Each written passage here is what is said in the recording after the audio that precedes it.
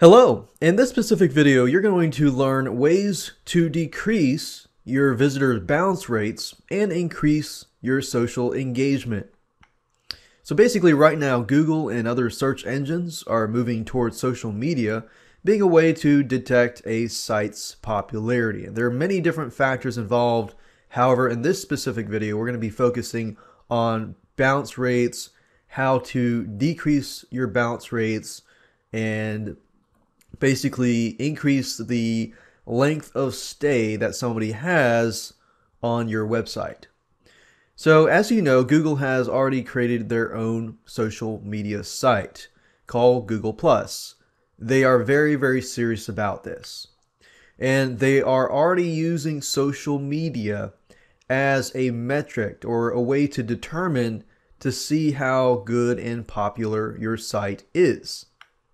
So they want to see which sites get the most bounce rates, and bounce rates are bad. Bounce rates, if you're not familiar with it, it basically means somebody comes to your website, then they leave immediately.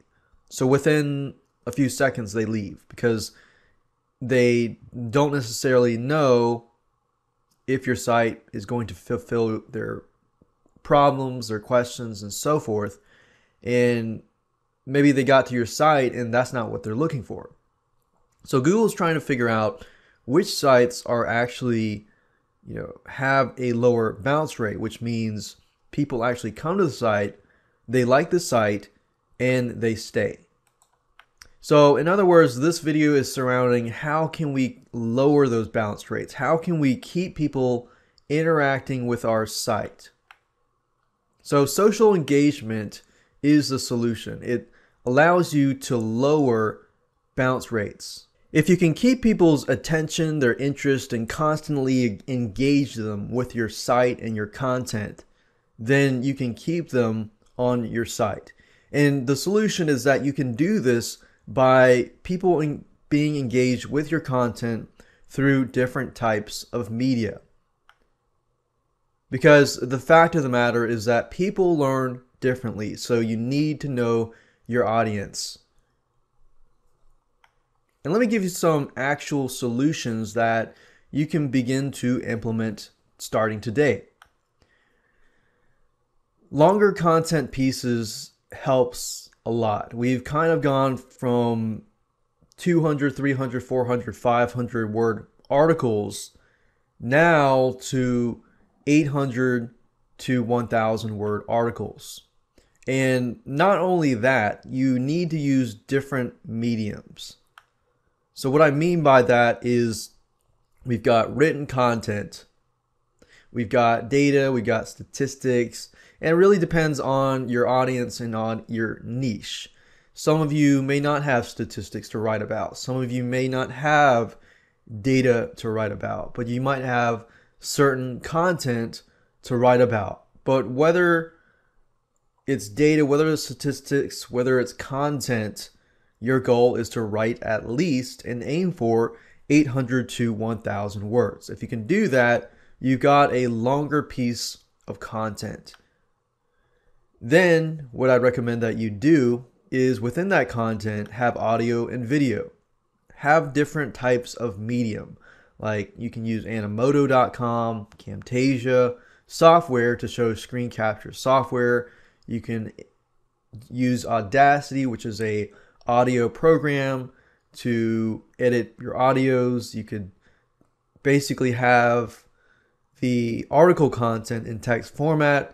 You could have somebody read the article content and so forth. This way you're reaching out to many, many different types of learners. We got audio learners, visual learners, kinesthetic learners, and audio visual, then kinesthetic tends to be the type of learner that they have to interact with your site.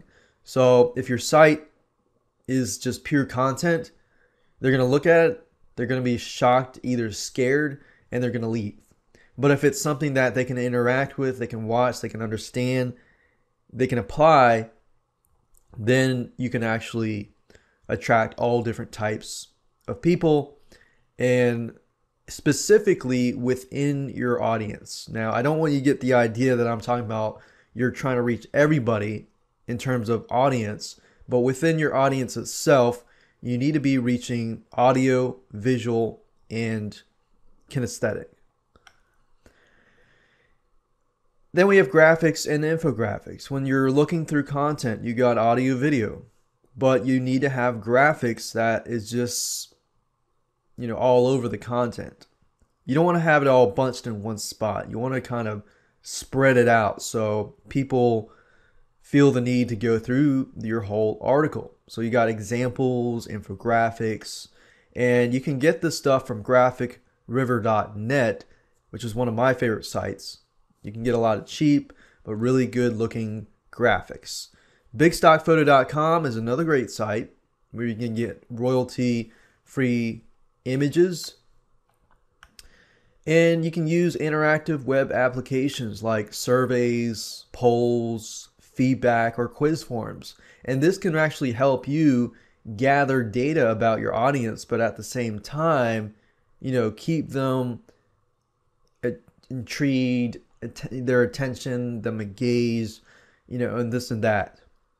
So like I said again, take the article and sprinkle other mediums between the large article so that it makes it interesting. Don't put it all in one spot. Spread it out.